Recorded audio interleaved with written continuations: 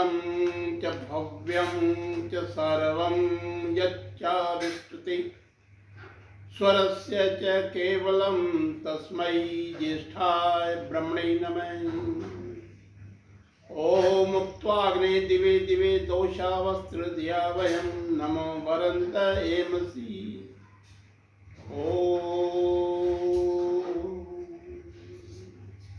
सभी को सादर नमस्ते। पिछले वीडियो जितने भी आए हैं हमने महायज्ञ के बारे में चर्चा की। सबसे पहला जो यज्ञ था ब्रह्म यज्ञ और दूसरा देव यज्ञ, इनके विषय में ज़्यादा चर्चा करेंगे क्योंकि ये ऐसे यज्ञ हैं जहाँ पर आदमी को सिखाया जाता है। एक पाठ जो पढ़ाया जाता है वो इन द्वारा ही पढ़ाया जाता है। उसके बाद जो 3 आते हैं वो तो निरीक्षण के लिए, आत्म निरीक्षण के लिए कि हमने सीखा क्या है।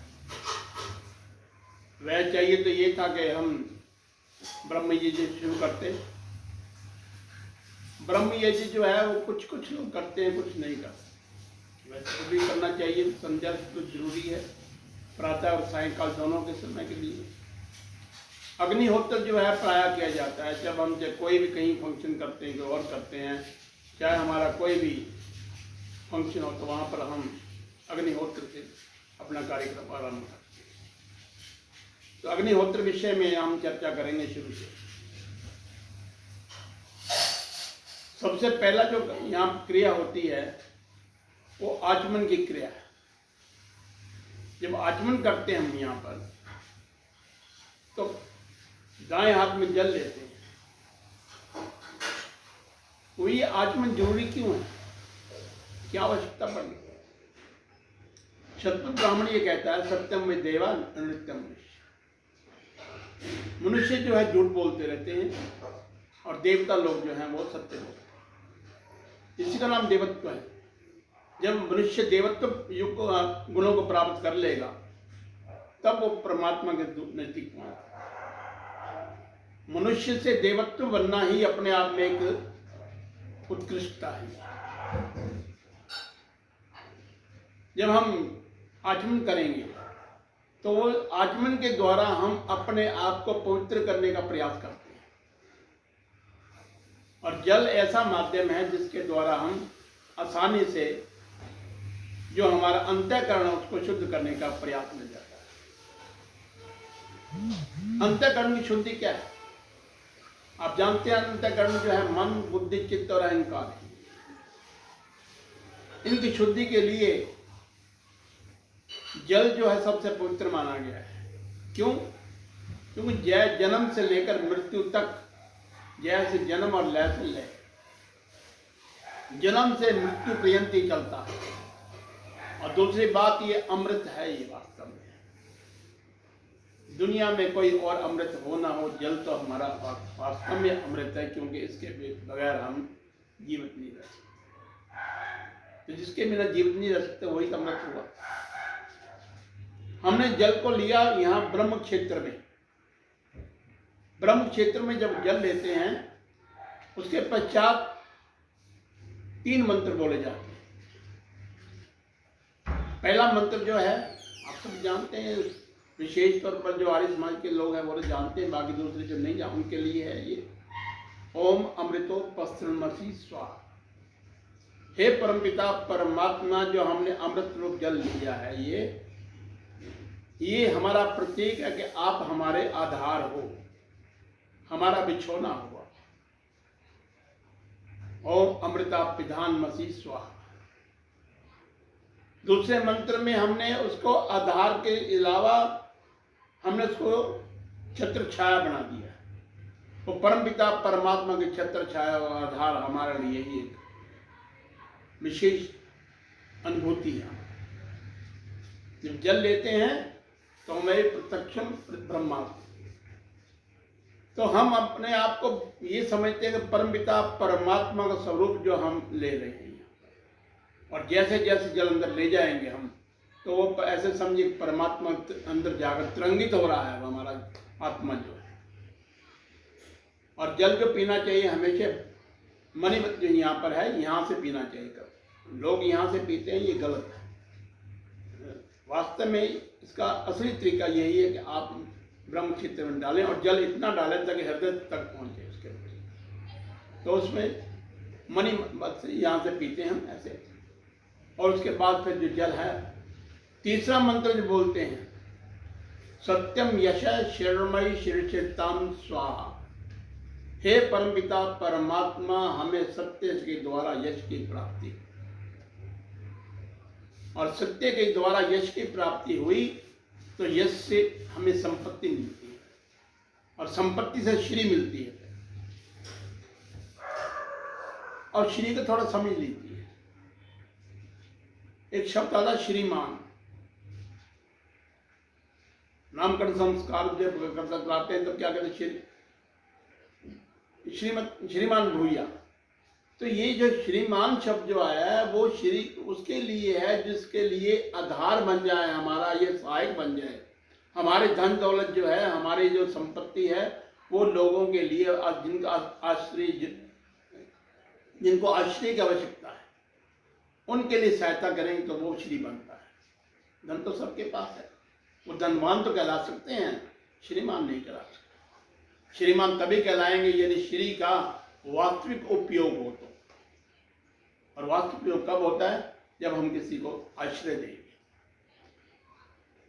तो इस प्रकार से हम कहते हैं कि सत्यम यशा शर्मयी श्रेष्ठताम स्वाहा। सत्य के मार्ग पर चलते हुए यश की प्राप्ति करें और यश की प्राप्ति से हमारा संपत्ति बढ़े। और दूसरी बात एक और है, यदि आप सत्य के मार्ग से संपत्ति प्राप्त नहीं कर रहे तो आपको यश भी नहीं मिलेगा। दोनों चीजें, यश और श्री जो है, धन जो है, वो यदि सत्य के मार्ग से चलते रहें तो मिलता रहेगा। वरना क्या होता है, आहिस्ता लोगों को पता लग जाता है और वो हमारा झूठ सामने आ जाएगा। फिर ना संपत्ति टिकती है, ना आपका यश टिकता है। इसलिए मंत्र सीखना चाहिए कि हम आ जाए।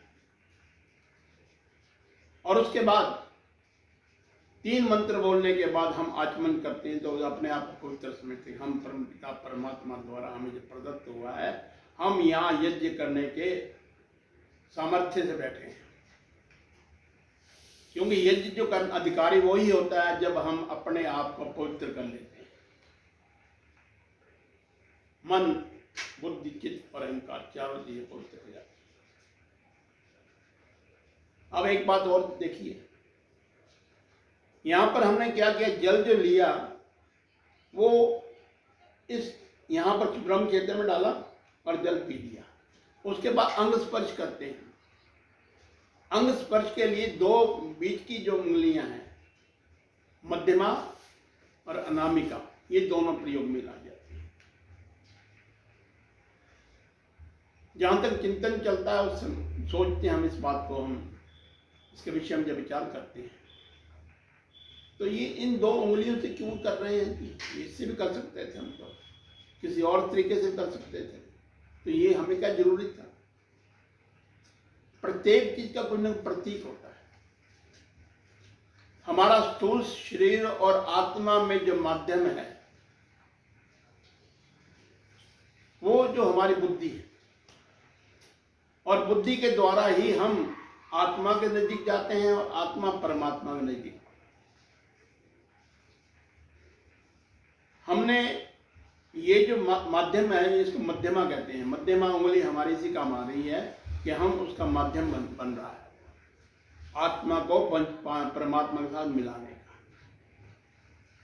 ये है अनामिका, इसका कोई नाम ही नहीं है। नाम किसका नहीं है? परमपिता परमात्मा का कोई नाम नहीं। जिस नाम से मर्जी पुकार लो आप उसे, चाहे वो स्त्री में पुकारो, चाहे पुल्लिंग में पुकारो, न पुकारो, किसी में पुकारो आप, परमपिता परमात्मा को कोई नाम ही नहीं। न परमात्मा की कोई शक्ल है, निराकार है वो, न तस्य प्रतिमा अस्ति। इस वाक्य में सारा एक दिन में और बात कहता हूं।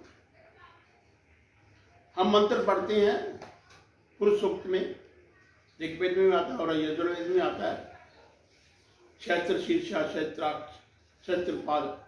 तो वहां पर जो क्या उन्होंने क्षेत्र का अर्थ क्या लोगों ने कर रखा है? 1000। उनकी सीमा यहीं तक है। स्वामी दयानंद ने इसका जो अर्थ किया वो असंख्य है, परमात्मा के असंख्य ही आंखें हैं, असंख्य ही पाद हैं, असंख्य ही हमारा सिर है। तो इसकी शक्ल बना लीजिए, कभी बना लीजिए। कैसे बनाएंगे? प्रतिमा नहीं बन सकती। प्रतिमा का अर्थ जो है स्वामी जी ने जो किया मापदंड, उसका माप कितना है, लंबाई कितनी है, चौड़ाई कितनी है, ऊंचाई कितनी है, तो कैसे बनाओगे आप? 10 सिर बनाते हैं रावण के, इसके संख्या से कैसे बनाएंगे आप? किस प्रकार से आप इसको दिखाएंगे कि उसके असंख्य पांव है, असंख्य आंखें? तो मतलब बात वही आती है कि उसका प्रतिमा नहीं, उसके परमपिता परमात्मा जो निराकार है, हर जगह मौजूद है। वो तो विभक्ति व्यापनोति स विष्णु, इसलिए परमात्मा का नाम विष्णु। और इसी प्रकार से हम उस परमपिता परमात्मा के द्वारा जब बात चल रही थी आचमन की, तो हमने क्या किया? आचमन जो कर रहे हैं इस 2 उंगलियों के माध्यम से कर रहे हैं। अनामिका जो है वो साथ जुड़ गई मध्यमा के साथ। मध्यमा उसको ले जा रहा है, आत्मा को किधर ले जाएगा ये उसकी मर्जी है, क्योंकि हर काम बुद्धि से होता है। परमात्मा ने बुद्धि दी। हम रोज कहते हैं, गायत्री मंत्र बोलते हैं, धियो यो न प्रचोदयात्, तो बुद्धि के लिए प्रार्थना है। तो बुद्धि हमारे अच्छी होगी, तो यदि यही बुद्धि हमें इस तर्जनी की तरफ ले गई तो अहंकार आ जाएगा, क्योंकि ये अहंकार का प्रतीक है। तर्जनी जो है अहंकार का प्रतीक है। काम, क्रोध, लोभ ये सभी इसी में आते हैं। तो इस प्रकार ये जो यदि हमारे मध्यमा जो है यदि इस तरफ चले गई तो अहंकार आ जाएगा। और इसके बाद यदि इस तरफ मुड़ जाती है, इधर क्या है? कनिष्ठा, कणे कणे तिष्ठति सकनिष्ठ, कण में व्यापक है वो कौन? परमपिता परमात्मा। तो इसके माध्यम से ये रुझान इसका जो है वो इस तरफ मुड़ गया, तो परमपिता परमात्मा के नजदीक है। इसलिए दोनों को प्रतीक रखकर हमने आचमन करते हैं, अंग स्पर्श करते हैं। अंग स्पर्श में सबसे पहला मंत्र क्या है? ओम वांगम्यास्य। मुख पर एक बार ही करना सिर्फ, क्योंकि ये बहुवचन में नहीं है। बहुवचन में नहीं है तो एक बार करेंगे हम। ओम वांगम्यास्य, यहां पर मुख पर लगाते हैं, क्योंकि वाणी के लिए सिर्फ और सिर्फ वाणी के लिए प्रयोग कर रहे हैं हम इसमें। बाकी जो और आ गए थोड़ा बार वहां पर ओम वाक वाक कहते हैं। तो यहां पर उसके बाद हम अपने नासिका पर बोलते हैं कि हमारे प्राण स्वस्थ चलते रहे। और इसी प्रकार से जब आंखों पर आते हैं, दृष्टि हमारी परमपिता परमात्मा जो हमारे, हम किसी पर खुद दृष्टि मारते, वो दृष्टि जो हमारी वो अच्छी होनी चाहिए। और परमपिता परमात्मा द्वारा प्रदत्त जो हमें अंग दिए गए हैं उसका सदुपयोग किया जाए। हमारे जो कान हैं, श्रोत्रम श्रोत्रम, ये कान जो है हमारे अच्छी बातें सुनते रहे, भद्र भाव सुनते रहे। भद्रम कर्णे भी शृणुयाम देवा, ऐसे बोल। तो हम ये क्या सुने? भद्रम सुने, अच्छी बातें सुने। मुख से किसी बात की चुगली निंदा ना करें, कानों से कोई बुरी बात मत सुने। उस परमपिता परमात्मा की वाणी को बोलते रहें, परमपिता परमात्मा के गुणगान करते हुए उसकी वाणी को सुनते रहें, वेद की वाणी को सुनते रहें। महापुरुष जो हमें उपदेश दे रहे हैं उनकी बात सुनिए। इसी प्रकार से हम बाजुओं पर आते हैं। बाहों में बलमस्त, इन बाजुओं में ऐसा शक्ति दीजिए परमपिता परमात्मा, इतना सामर्थ्य दीजिए कि हम जो है किसी की सहायता कर सकें। और यदि सहायता नहीं कर सकते तो फिर हमारा बल होना भी बेकार है। बल तो और लोगों में बड़े आतताइयों में बड़े बड़ा बल होता है, परंतु वो सदुपयोग नहीं करते। ना सदुपयोग करने के कारण वही आतताई है। इसी प्रकार हमारे पांव जो हैं वो सही रास्ते पर चलते हैं। परमपिता परमात्मा हमें सही रास्ते पर चलाए, हमारा जो मार्ग है सुमार्ग हो, कुमार्ग नहीं होना चाहिए। अग्नि नए सुपथा राय, हमारा रास्ता कौन सा होना चाहिए? सुपथ, अच्छा रास्ता होना चाहिए, पवित्र रास्ता। तो इस प्रकार से हम पवित्रता लाते हैं अपने आप आचमन के द्वारा। और आचमन का अर्थ मैं बता दूं आपको थोड़ा सा, एक ये चम धातु से बना है। चम का अर्थ होता है खाना, और आ प्रत्यय लग गया उसके साथ, तो मान लीजिए कि सभी ओर से, चारों ओर से पूरी तृप्ति के साथ अन्न साधन आधार, हम उसको सारे जो तृप्ति कर लेते हैं एक प्रकार से, जल थोड़ा ही लेते हैं, परंतु वो अपने आत्मा की तृप्ति के लिए हम, क्योंकि हम उसमें विश्वास हमारा ये कि ये हमें पवित्र करने के लिए। तो इस प्रकार से आचमन किया, और आचमन के बाद हमने अंग स्पर्श किए। अंग स्पर्श करने के बाद फिर 8 मंत्र आते हैं, जो ईश्वर स्तुति प्रार्थना उपासना मंत्र। ये 8 जो मंत्र हैं ये वास्तव में कमाल के मंत्र, स्वामी जी ने बड़े इसके विनियोग किया इनका अच्छी ढंग से। इसके विषय में तो ज़्यादा चर्चा तो बाद में करेंगे, थोड़ा सा सारांश तौर पर बता रहा हूँ आपको मैं। इसमें 3 प्रकार के मंत्र हैं, प्रार्थना ना सॉरी, पहले सबसे पहले स्तुति, फिर प्रार्थना, फिर उपासना, ये क्रम है। स्तुति करते हैं परमपिता परमात्मा की। आम लोग से बात करते हैं उनको लगता कि ये सारी एक चीजें हैं। तो मैं आमतौर पर एक उदाहरण दिया करता हूँ कि हमारे साथ मान ली मास्टर जी बैठे हुए हैं, टीचर बैठे हुए हैं, अध्यापक बैठे हुए हैं। तो अध्यापक हम गुणगान करते हैं कि आप जी बहुत अच्छा हमें फिजिक्स पढ़ाते हो, क्या बात, इतना अच्छा पढ़ाते हो कि हमें तो कुछ समझ आता नहीं, आप बहुत अच्छे हो। तो ये स्तुति हमारी। और उसके बाद प्रार्थना करते कि गुरु जी हमें भी पढ़ा दो, थोड़ा सा हमारे पर भी कृपा करो। तो जैसे जैसे वो गुरु जी प्रार्थना करते हैं तो वो हमें पढ़ाते हैं। और जो उसके बाद फिर जैसे जैसे हम थोड़ा पढ़ना शुरू हो जाएंगे, थोड़ी सी योग्यता आ जाएगी, तो वो वही अध्यापक जो है हमें अपने पास बैठा लेंगे, गुरु के पास शिष्य बैठ जाता है, उपासना हो जाती है, उपजमा आसन उसके नजदीक बैठ। इसी प्रकार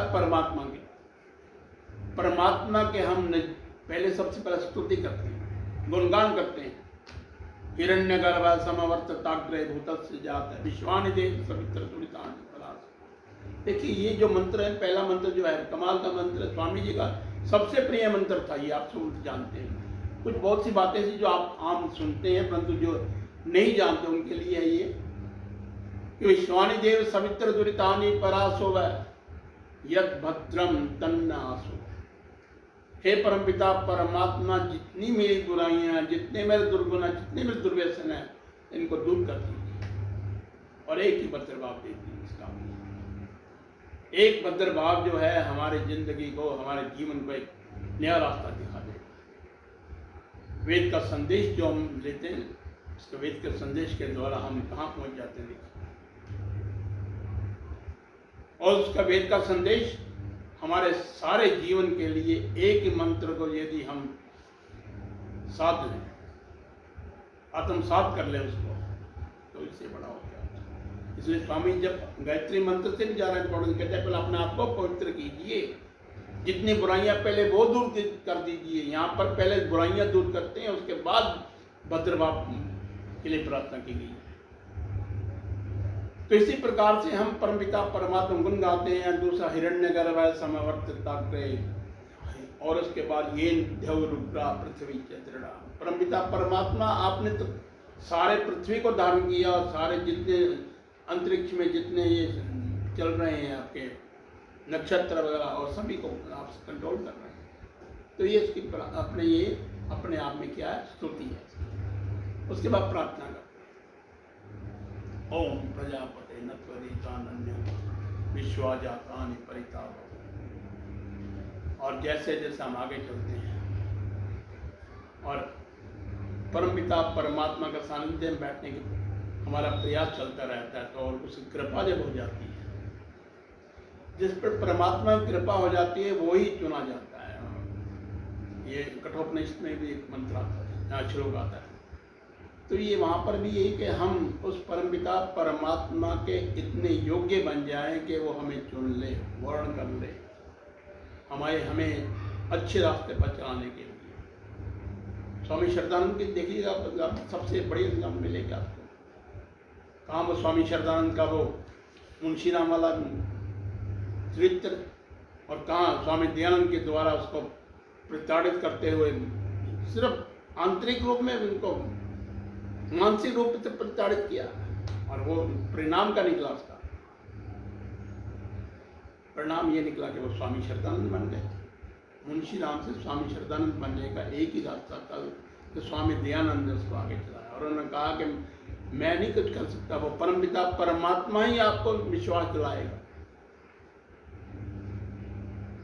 इसी प्रकार से और भी आपको एग्जाम्पल मिल जाएगा। तो हम इस प्रकार से जब आचमन कर लिया, फिर उसके बाद ये 8 मंत्र आते हैं। 8 मंत्रों की व्याख्या जो है वो अगली बार की जाएगी। तस्मै देवाय हविषा विधेम, इस विषय में ज़्यादा। बहुत बहुत धन्यवाद सभी का। ओम शांति शांति शांति।